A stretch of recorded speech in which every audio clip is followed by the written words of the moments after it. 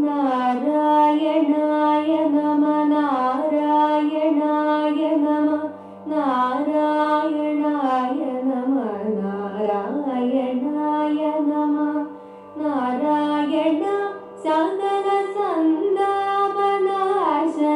ജഗന്നാഥ വിഷ്ണു ഹരേ നാരായണായ നമ.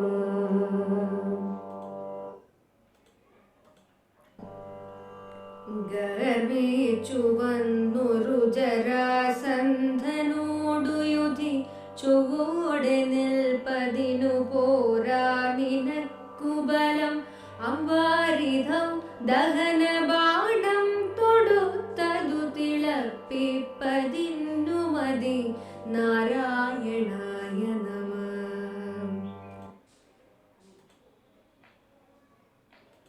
നാരായണായ നമ നാരായണായ നമ നാരായണായ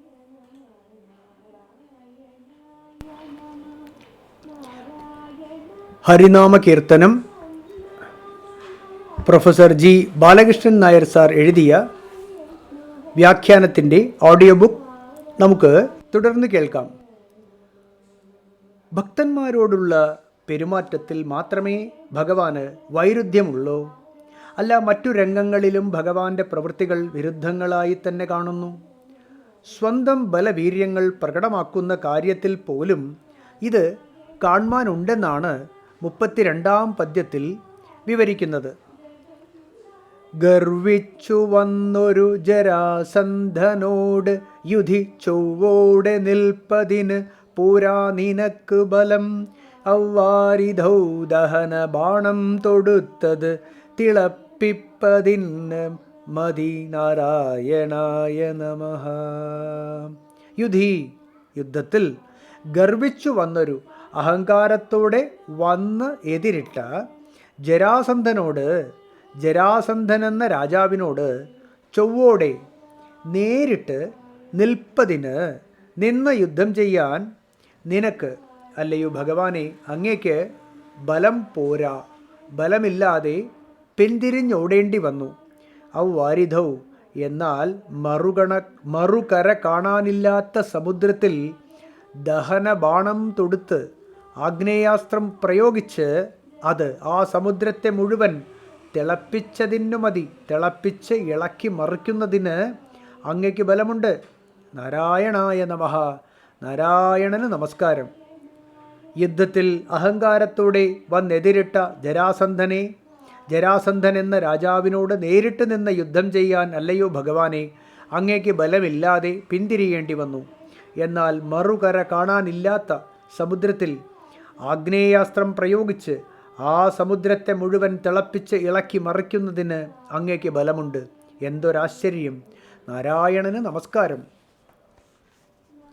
ജരാസന്ധ യുദ്ധം. മഗധ രാജാവാണ് ജരാസന്ധൻ.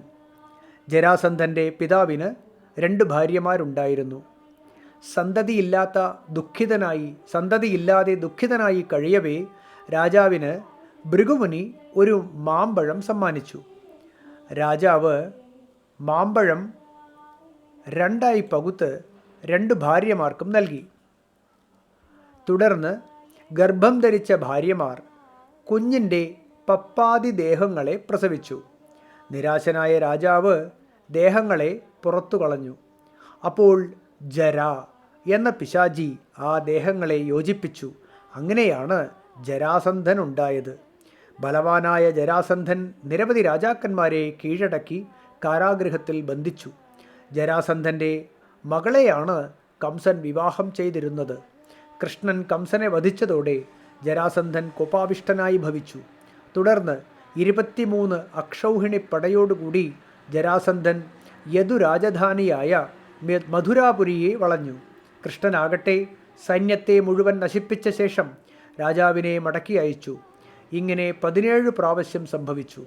18-ാം പ്രാവശ്യം ജരാസന്ധൻ യവന രാജാവിൻ്റെ സഹായത്തോടെ വീണ്ടും മധുരാപുരിയെ വളഞ്ഞു. ഇപ്രാവശ്യം ഭഗവാൻ യുദ്ധരംഗത്ത് നിന്നും പിൻവാങ്ങി സമുദ്രമധ്യത്തിൽ ഒരു ദുർഗം പണിത് അവിടെ താമസമാക്കി. ആ ദുർഗമാണ് ദ്വാരക. ജരാസന്ധൻ പിന്നീട് ധർമ്മപുത്രരുടെ രാജസൂയം നടക്കുന്നതിന് മുമ്പ് ദ്വന്ദ്വയുദ്ധത്തിൽ ഭീമനാൽ വധിക്കപ്പെട്ടു. ജരാസന്ധനുമായി 18ാമതുണ്ടായ യുദ്ധത്തെ സൂചിപ്പിച്ചുകൊണ്ടാണ് ജരാസന്ധനോട് യുധി ചൊവ്വോടെ നിൽപ്പതിനു പോരാ നിനക്കു ബലം എന്ന് പ്രസ്താവിച്ചിരിക്കുന്നത്. വാരിധി തിളപ്പിക്കൽ. ശ്രീരാമാവതാരത്തിലെ കഥയാണിവിടെ പ്രസ്തുതം. രാമൻ വാനര സൈന്യവുമായി ലങ്കയിലെത്താൻ സമുദ്രതീരം പ്രാപിച്ചു. ലങ്കയിലേക്ക് വഴി കടക്കാനായി, ലങ്കയിലേക്ക് വഴി നൽകാനായി സമുദ്രത്തോട് പ്രാർത്ഥിച്ചു. 3 ദിവസം പ്രാർത്ഥിച്ചിട്ടും വരുണൻ വഴി നൽകിയില്ല. വരുണൻ്റെ ഉദാസീനത രാമനെ കോപാവിഷ്ടനാക്കി. ലക്ഷ്മണനോട് അമ്പും വില്ലും കൊണ്ടുവരാൻ ആജ്ഞാപിച്ചു. സമുദ്രജലം ഭസ്മമാക്കി തീർക്കുന്നുണ്ടെന്നും വാനര സൈന്യം കാൽനടയായി ലങ്കയിൽ പ്രവേശിക്കട്ടെ എന്നും രാമൻ പ്രസ്താവിച്ചു. വില്ലുകുലച്ച് അമ്പ് തൊടുത്തു. ലോകം മുഴുവൻ ഇളകിമറിഞ്ഞു. സമുദ്രം തിളച്ചു പൊങ്ങി.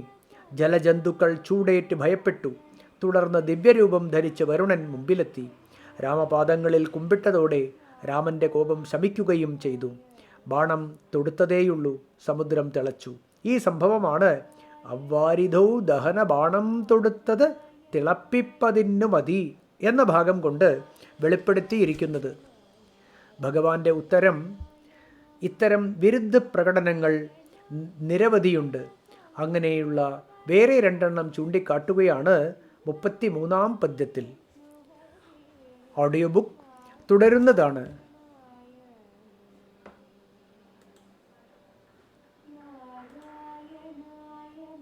നാരായണായ നമ നാരായണായ നമ നാരായണായ നമ നാരായണ സകല സന്താപനാശന ജഗൻ